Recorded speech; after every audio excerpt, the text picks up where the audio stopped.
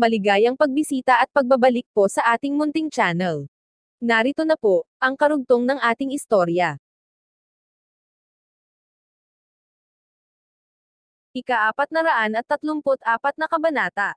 Bakit nga ba si Mr. Ambrose tinanggal? Tanong ng isa pang estudyante. Tumayo ang ibang mga mag-aaral at sumabay sa pagtatanong, hinihingi ang paliwanag. Kung iniisip mong kaya mong maging guro namin, mas malaking tanga ka, kaysa sa akala ko, sabi ni Lance na nakangisi. Ang lakas ng loob mong magsalita sa akin ng ganyan. Sigaw ni Billy, namumula sa hiya at galit. Kung tinanggap ninyo si Mr. Ambrose bilang guro, bakit hindi pwede ako? Dahil wala kang sinabi kumpara kay Mr. Ambrose, sagot ni Eric. Kinuha niya ang libro sa kanyang desk at ibinato ito kay Billy. Sinundan naman siya ng iba pang mga estudyante, at sunod-sunod na bumagsak kay Billy ang iba't ibang libro, ballpen, at pencil case. Itigil ninyo ito ngayon din. Sigaw ni Billy habang pilit iniiwasan ang mga ibinabato, pero marami sa mga ito ang tumama sa kanyang mukha. Kinuha ni Lance ang kanyang upuan. Hindi mo kailanman mapapalitan si Mr. Ambrose, sabi niya. Umalis ka ngayon din o pagsisisihan mo. Ibinato niya ang upuan, at yumuko si Billy para maiwasan ito. Ngunit nang magtuwid siya ng tindig, nakita niyang hawak na ng bawat estudyante ang kani-kanilang upuan. Umalis ka, sigaw ni Lance habang nakatitig ng masama kay Billy. Hindi ko na ito uulitin. Napatingin si Billy sa mga estudyanteng nakataas ang kanilang mga upuan, at nanginig siya sa takot. Hindi na siya nangahas pang lumaban. Kaya tumalikod siya at mabilis na tumakbo palabas ng pinto. Saklolo! Sigaw niya habang tumatakbo sa pasilyo. Tanga! Sigaw ni Lance mula sa likuran niya. Kinuha ni Lance ang kanyang libro at itinapon iyon sa gilid. Mukhang wala tayong klase ngayon. Tumango siya at naglakad palabas ng pinto. Sumunod ang ibang mga estudyante patungo sa palaruan at nag-usap-usap. Magaling si Mr. Ambrose na guro, sabi ng isang babae. Bakit siya umalis? May tumingin na sa silid niya, sabi ni Eric. Wala nang natira roon. Tuluyan na siyang umalis. Sa lahat ng kanyang panahon sa paaralang iyon, si Mr. Ambrose lang ang tanging guro na nagustuhan ni Eric. Ngayon, wala na siya. Ganito rin ang naramdaman ng iba. Ang principal ay isa ring tanga, sabi ni Lance na nakakunot ang noo. Kung hindi natin maaaring makuha si Mr. Ambrose bilang guro, hindi na rin tayo tatanggap ng iba. Wika ni Dylan at tumiklap ang mga braso. Hindi ko maintindihan, sabi ni Lance habang nakatitig ng malalim kay Heidi. Bakit nila pinaalis si Mr. Ambrose matapos ang lahat ng nagawa niya para sa atin? Ni ang principal ay hindi kayang gawin ang mga nagawa niya. Alam ni Lance na muntikan nang makidnap si Heidi noon, at si Mr. Ambrose ang nagligtas sa kanya. Hindi natin dapat hayaan ito, sabi ni Eric. Dapat tayong magpatuloy na magdulot ng gulo. Mas maraming gulo, mas maganda. Sa ganitong paraan, mapipilitan silang ibalik si Mr. Ambrose. Sumigaw ang iba bilang pagsang-ayon. Oo, napakagandang plano yan. Gawin natin. Bumalik si Alex sa trabaho bilang security guard sa Johns Hopkins University.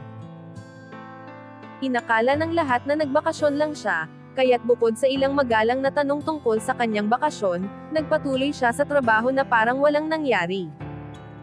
Isinuot niya ang kanyang uniforme at nagsimulang magronda sa campus. Maya-maya, lumabas si Debbie mula sa isang gusali at nilapitan siya. Nakasuot siya ng pulang jacket na may balahibo sa kwelyo, at napakaganda niya sa tingin ni Alex. Tinawagan na ni Alex si Debbie bago pa man siya bumalik, at masaya silang nagkita muli pagkatapos ng isang linggo ng pagkakahiwalay. Bakit hindi tayo maglakad-lakad? Mungkahi ni Debbie habang hinahawakan ang braso ni Alex. Lahat ng nakakita sa security guard na naglalakad kasama ang magandang babae ay tumingin sa kanila. Parang kakaiba silang magkasama, at marami ang nainggit sa swerte ni Alex. Sa paligid ng nagyayelong lawa, may ilan ding mga magkasintahan na naglalakad, tila nasa sarili nilang mundo. Nararamdaman ni Alex si Debbie na sumasando sa kanya, at nasiyahan siyang kasama ito ng malapit. Habang humihinga, kita ang usok mula sa kanilang bibig sa malamig na hangin, at tila tahimik ang lahat. Naglakad sila papunta sa ilalim ng isang puno at huminto. Tinitigan ni Alex si Debbie, humahanga sa kislap ng kanyang mga mata at mapupulan niyang pisngi. Hinila niya si Debbie palapit, ibinaba ang kanyang ulo, at nagtagpo ang kanilang mga labi. Naging malalim ang kanilang halikan, halos mawalan ng hininga. Nang si Alex ay hamagod ng tunog ng kasiyahan, nagulat niya ang ilang mga ibon na agad na lumipad palayo. Hindi pa man lumilipas ang isang araw, mula nang umalis si Alex sa Oak Ridge High School, nagkaroon na agad ng krisis ang paaralan. Ang bawat estudyante sa klase 6 ay nagdudulot ng gulo. Masaya pa sana si Billy na umalis na si Alex, pero mabilis itong naging bangungot. Matapos siyang habulin palabas ng klase 6, nakatunganga siya sa kanyang opisina nang tumunog ang telepono. Mr. Wild, may nangyayari sa klase 6, sabi ng tumawag. 5 estudyante mula sa ibang klase ang nasugatan. 2 sa kanila ang medyo malubha at kailangang dalhin sa ospital. Binaba ni Billy ang telepono at napabuntong hininga. Ito ay isang sakuna. Tumayo siya para umalis, pero huminto nang tumunog muli ang kanyang telepono. Hello, Mr. Wild, sabi ng tumawag. Ang mga estudyante ng klase 6 ay hinabol si Mr. Winter sa buong paaralan. Nadapa siya sa hagdan at mukhang nabalian ng binti. Marami ring sasakyan sa may gate ng paaralan. Alam mo ba kung ano ang nangyayari? Natigilan si Billy. Ano ang nangyayari sa klase 6? Sunod na tumawag ang principal. Billy, bakit wala ka sa klase 6? Tanong nito. Ang mga estudyante mo'y nagwawala. Bakit hindi mo sila pinipigilan? Gusto mo pa bang magtrabaho dito? Nagkaroon ng saglit na katahimikan habang may sinasabi ang isang tao sa background. Sinunog na nila ang kantina. Puntahan mo sila at pigilan. Napakunot noo si Billy. Pumunta siya sa klase 6 at humarap sa mga estudyante. Hindi ako nagbibiro. Si Mr. Ambrose ay tinanggal dahil nilabag niya ang mga patakaran ng paaralan. Ako na ang papalit sa kanya. Aasahan ko na ang inyong pinakamagandang ugali mula ngayon. Hanggang dito na lamang po muna, at maraming salamat po sa pakikinig. Maaari po bang humingi ng suporta, para sa ating munting channel? Hanggang sa susunod po muli. Stay safe and God bless.